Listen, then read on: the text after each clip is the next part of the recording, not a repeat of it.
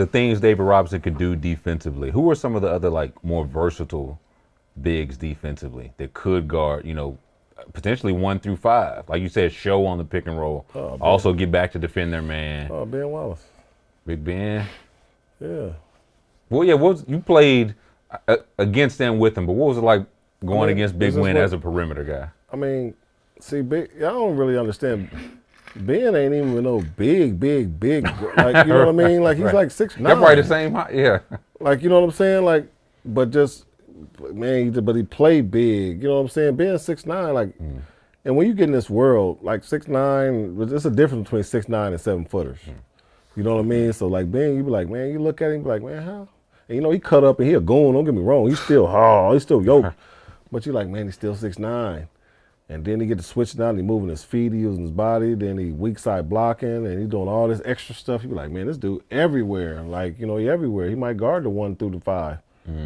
So I just be like, man, that's a heck of a luxury to have as a coach, where you got your 5-man so versatile, where all he want to do is rebound and play defense. He don't want to do nothing else. Don't want to. Man, y'all shoot all the balls y'all want. Guys like him and Rodman. I mean, those are guys that, him, Rodman, they unicorns of the games, because blessing. But but Ben, he played the center. Like, if you go look at some tapes when he was guarding Shaq in the finals, they wasn't even really digging in terms of getting down there and kind of messing with it. Like, man, Ben, you got him. They almost denied him. You can't even see Big Ben in the picture some of the time. Man, it was crazy. I was like, man, Ben gonna be outmatched. Shaq gonna kill him. When the matchup was first coming out, like, man, she gonna win his matchup. Shaq gonna probably win. Ben averaged 6 anyway, so that was an easy brainer. Kobe and Rip, I got to give Kobe. Chauncey probably. I'm trying to give him the pros and cons, but like that Shaq matchup, man, shoot, Shaq was good. He was okay, but he wasn't dominant like we seen him in the 2000 finals or whenever we played him. Dikembe. Yeah, no, that whole joint, I'm telling you, dog, that motherfucker, he's a tenacious defender. That's a dog. Oh, man. D-O-G-G. Ben was the fucking dog. And that's what we hung our hat on in Detroit, was defense. So it's like, the same way we did in Portland, though. So at certain nights, like, it could have been a man on the team, like nights when you had to guard cats like Tracy McGrady or a Michael Finley, you know what I'm saying? Guys who could score. So it's like, Jesus, all right, Bonds, you got them by yourself now. We all got to stay home because, it's other players on the team who were, pretty effective for that squad. So, hey, Bonds, you got to guard these cats on your own now. So, and then, that's what you got to go out there and do. And for Ben, I think, that's what he grew up on. You know what I'm saying? Coming out of small schools, unknown, Virginia Union, unknown, and this and that. You coming through Washington, dog.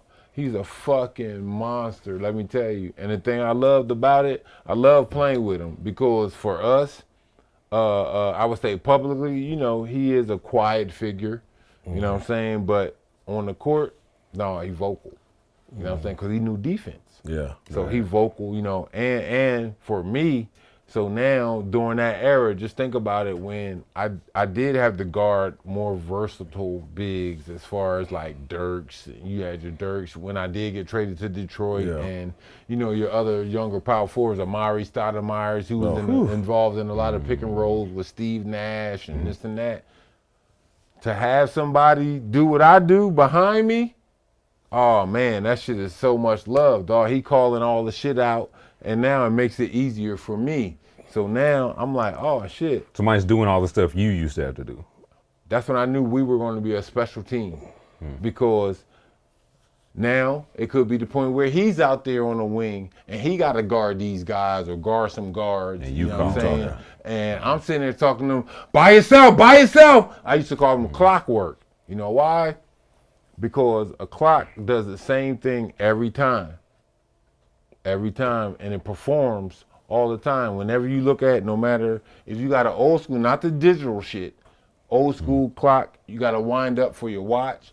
You looking at the old school public clocks, it's stuff you got to wind up every time, and it does what? It does one job. I never knew that, Chief. I'm telling you, no, this is why I called him Clockwork, because his job, he was the motherfucking defender. Every fucking night, dog. Night in, night out. Yeah. He was the fucking defender that, one, we needed, and then 2, that he was just being himself. You know what I'm saying? So it's like, all right, it's like clockwork. I can depend. The same way we was in Portland, every time, you know, you got blown by and shit because you was a poor defender on the wing. Sure. You knew that I was there to cover your ass. 100%. You know what I'm saying? Like, oh shit, oh my man, she there. And Bonzi out on leaking out and getting dunks and shit. You know what I'm saying? So now, you know what I'm saying? But Ben. Oh, it had to be a luxury. Oh, dog, I'm telling you, to play with another big that actually is more vocal just as much as I was. Same thing I felt with playing with KG in Boston. Like, y'all already know how vocal this motherfucker is. Yeah. I can imagine y'all two in the same locker room. Hey, dog. Misery. Nah, he out-talks me. That's my brother. I love him to death. You hear me? He won that? Hey, dog, he won that vocal. Wow. Look, I told him, dog, you are going to be a great grandfather. Your grandkids are going to come to you. My grandfather know all the stories. He got a million fucking. Let me tell you, little motherfuckers, everything. the story, man. Yeah. Yo, no, sit back. No, motherfucking shit. Listen up. No, when I was playing that time in the 2008 finals, and this, he's gonna be a great storyteller. But that's my guy though. But I love the way that when I was up there in Boston, again, I didn't have to be that defensive voice. I didn't have to be that only defensive anchor. Yeah. You know what I'm saying? He was doing it, and low key, so was Kendrick Perkins. He was doing it too, you know, calling out them screens. And as that wing player, a lot of these players don't realize how good that is to have behind you. Yeah. So now I ain't gotta keep turning my head. So if I turn my head this way, He going that way.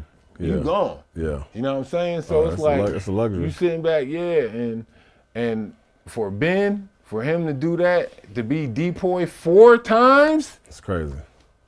At like you said, at 6'9", we always used to fuck with him, call him about 6'7". I'm about to say he only 6'9". That was a stretch 6'9". But That's with the hair. Man, he's 6'7". You it cut was it with the fro. If you got the baldy, 6'7", and 3/4. Yeah. But he a dog though. Did you know it at the time? Like he had, I'm sure a couple of depoys before you got there. But did you know he was that like communicator, everything from playing against them to where you was like, okay, if I get there, this shit gonna click immediately. Or playing there, you realize maybe some shit you hadn't playing against them. With me playing there, I realized it more. Yeah. Because playing against it's crazy because we played against them 2 weeks before I got traded. I'm in Detroit talking shit to all of them, and him, Chauncey, Rip, Tay. I'm talking shit to all of them. Corliss, Eldon Campbell, they all on the team. Talking shit to everybody. But I knew he was a good defender, one from his stats. And then also with playing against him, and he was vocal for that team even before I got there. For sure. So I'm like, all right. Once I got there, I'm like, bet this is gonna be sweet right now. So now, him and I, 9 times out of 10, I know it sounds crazy or whatever, but mentally we communicated together. Because with us being that anchor point, so now it's You like knew what he was thinking. Knew what he was thinking. So now, if I know, which he wasn't, Bonzi's the great wing defender. If I know he's hypothetically, if he's a great wing defender, guess what? I ain't got to worry about nothing to my left. Sure. I know he gonna shut that shit down, which he didn't when we were playing together. But that's another story. You're right. You're right. I know he gonna shut all that shit down. Or if he on the right side, I know he gonna shut that shit. I ain't gotta worry about it. That's how it was playing with Ben and a lot of other power forwards when you connect mentally, because. I ain't gotta say it. I know you there. That's what made us, I think, in my opinion, a good team in Detroit. Me and Ben as the anchors, as the power forwards and centers of that team, along with Eldon Campbell and Mehmet Okor. Push them for the drive. Don't let them get to 3. Don't give him an open jump shot. Anything, if he try to cut you back door, I got you, Bonds. If he try to cut you back door, Tyler, I got you. We here. And that's how we pretty much played the whole aspect, because for real, during that whole run that we had when we did win it, it was a lot of overplay that our guards was doing, but it was the reason being because that's what we said. Like, no, we're gonna force them to shoot this. I'd rather give up the midi, you know what I'm saying, or the layup than Contested. than either a wide open or even luckily contested three. Yeah. You know what I mean? So that's just me. Y'all can do the defensive shit all y'all want, but you know, obviously he ain't had no problem with it. It helped him become somewhat mediocre. No, I was a defender before I met you. Come on now, don't do me like that. Mediocre. Second all time in steals, right? I threw that stat out there. He No, people, the streets. Remember to use promo code Sheed when you play. Don't forget to subscribe to Sheed and Tyler on Apple, Spotify, YouTube, wherever you get your podcast. Follow us on Sheed and Tyler Show on Twitter and Sheed and Tyler Show on Instagram.